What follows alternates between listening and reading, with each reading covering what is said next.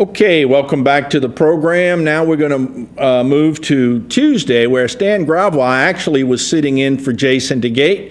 And as we kind of said during the week, congratulations to Jason and his wife for having their first child, which incidentally just happens to be my and my wife, Jenny, first grandchild. So we are all excited this particular week. But Stan Gravois was sitting in for Jason DeGate, and he took some phone calls on Tuesday.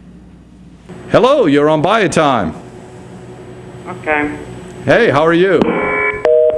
Okay, strike one. Here we go, moving on. Hi, you're on Bayou time. Good evening, Stan. Hey, how are you? I was just watching CNN and Fox News about that what's going on about our budget. And? Well, the way I see it, they didn't pass their chance up. The Republicans are not doing what they're supposed to do. We had a $4 trillion deficit cut that the Democrats give them. We had $400 trillion they had cut. They were going to cut this. But they wouldn't give up the Bush tax cuts for $800 billion in revenues. That's the closest they ever came. And then President Obama wanted $400 billion more because through attrition, through fraud and all in a 10-year period. Now, why didn't they sign that deal? The Republicans got what they wanted. They had their $4 trillion in cuts. And the Democrats had what they wanted. And they didn't sign this.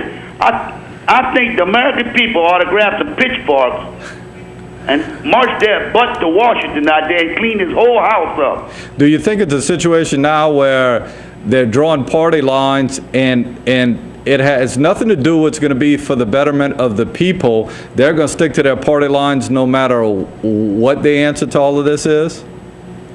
The answer is they are no good, the whole bunch of them. I mean, and then they keep blaming the president. They keep blaming him. Look, they can do away with the Bush tax cuts. They didn't have their $4 trillion in cuts.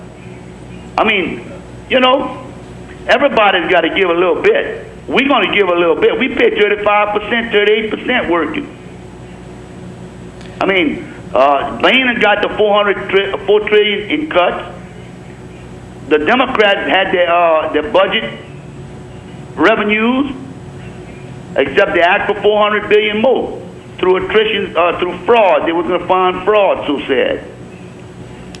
I do know this. You know, August 2nd's coming up quick. There are things that have to be done that I'm not. Yeah. You know, and I don't profess to know the answers to all of this. You know, it's one side that does not want taxes, another side that's saying, listen, we have to bend on this a little bit to get this money. We're in such a deficit right now.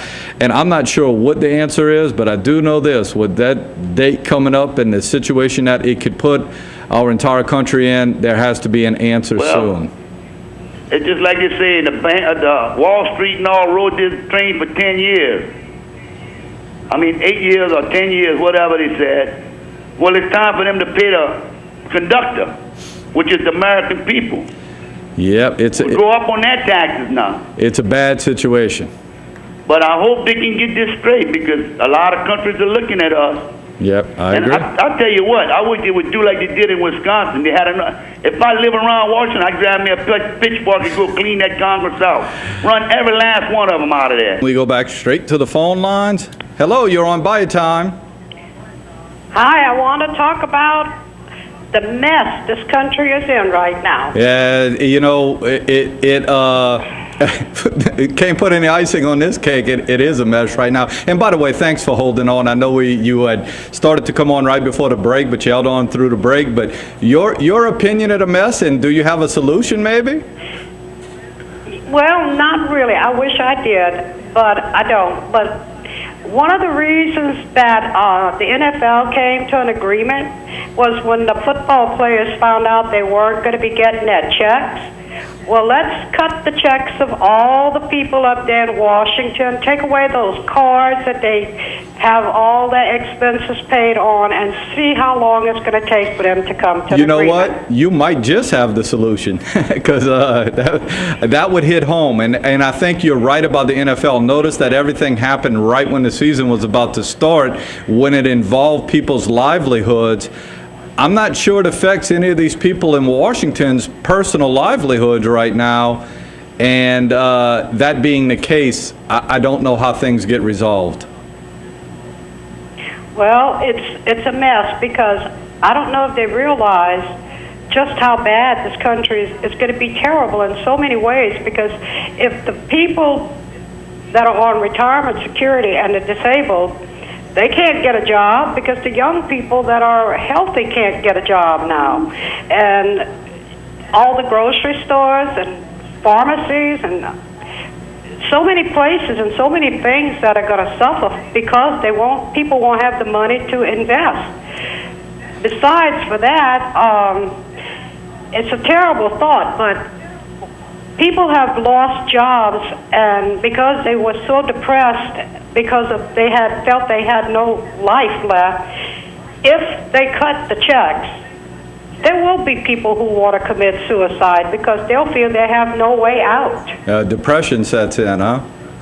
Well, it's gotten to a point where I think people who took things for granted, that we were always going to be okay, they're not so sure anymore, And now, not on a nightly basis, but every few nights, if you're watching national TV and you're watching primetime, they're cutting in with news and press conferences and such that are letting us know. And I think it's something as much as the NFL doing what they're doing, that's nice, but that's a football game. This is something that's really serious right now.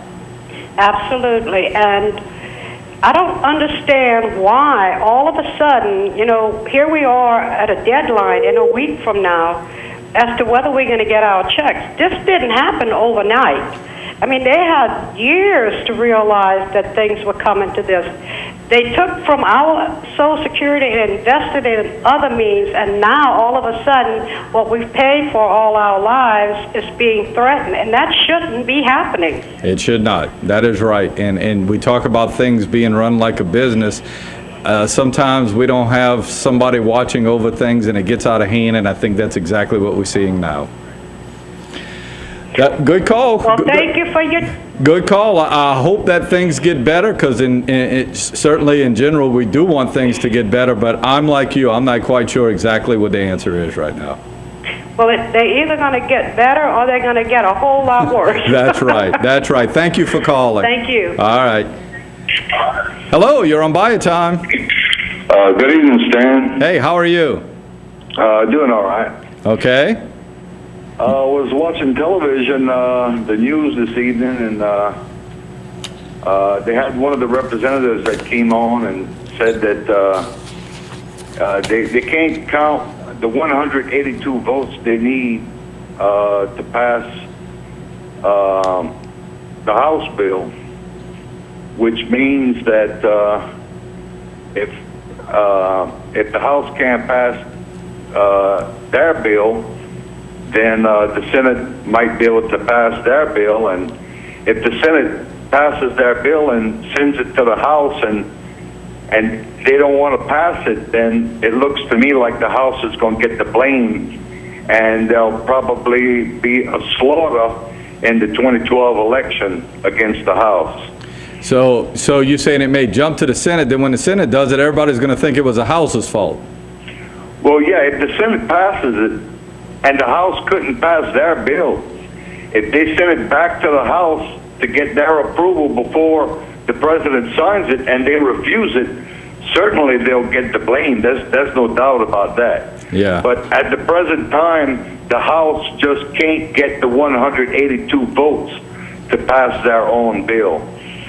The other thing about fraud, waste, and abuse, Stan, I was watching TV this weekend, and one case of fraud came up where it was in a home, a nursing home, and apparently they were charging this one patient for services each month, and the government will match the Social Security check, and the cost could rise as much as $3,000 depending what region of the country you're living in. It might be a little. So it goes by cost of living in that region?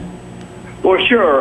The cost of health care, the cost of everything is much more expensive in New York than it is in Southeast Louisiana. You would agree with that, I'm sure. No doubt.